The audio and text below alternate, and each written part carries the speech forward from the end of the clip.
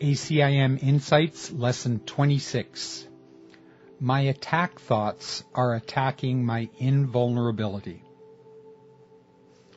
This lesson is teaching me that if I fear anything, if I am worried about anything, or if I have a concern of any kind, that what appears to come from the outside world is really coming from attack thoughts that are still residing in my mind. My experience of an outer world is an effect, not a cause.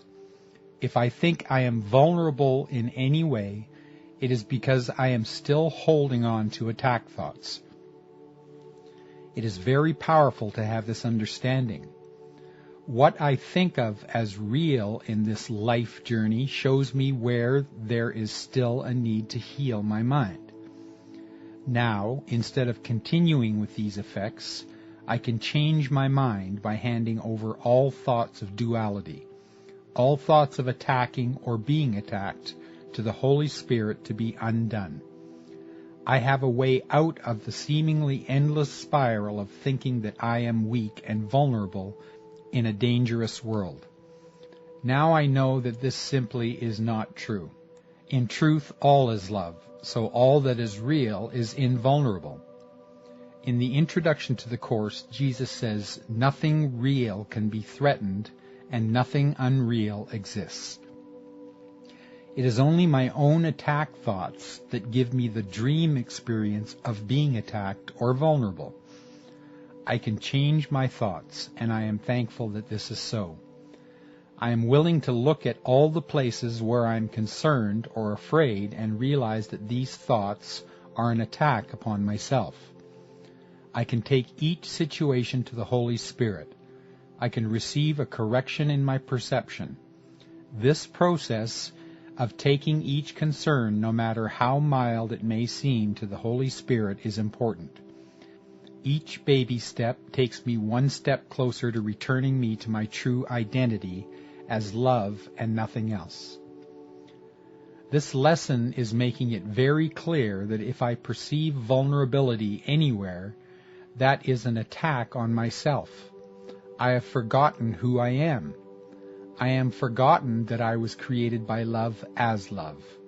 Thus, any time I perceive somebody as harmed in any way, including myself, or I see the potential for harm, I am attacking myself.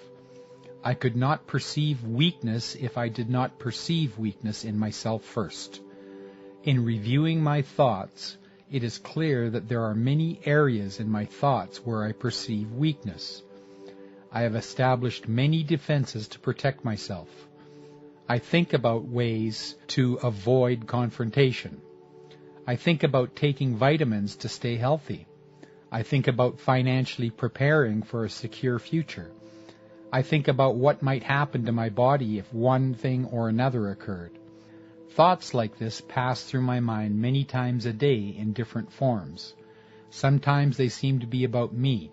Sometimes they seem to be about other people or world conditions. They are all the same. They are all thoughts of vulnerability, and therefore they represent belief that it is possible to be separate from the all-powerful strength of God, my source. I am grateful that this lesson makes it clear that I can change my mind. It gives me a tool to become aware of the many ways I attack myself, mostly unconsciously. By bringing it to conscious awareness, I have the opportunity to turn it over to the Holy Spirit to receive His gentle and loving correction. This is how I free myself from limitation and fear. This is how I transform my world from a place of vulnerability and conflict to a place of safety and peace.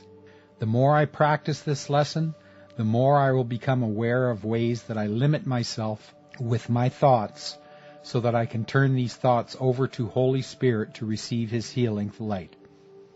The truth is that I and everyone are created invulnerable, for we remain in the heart of God, not separate and alone. We remain love and nothing else.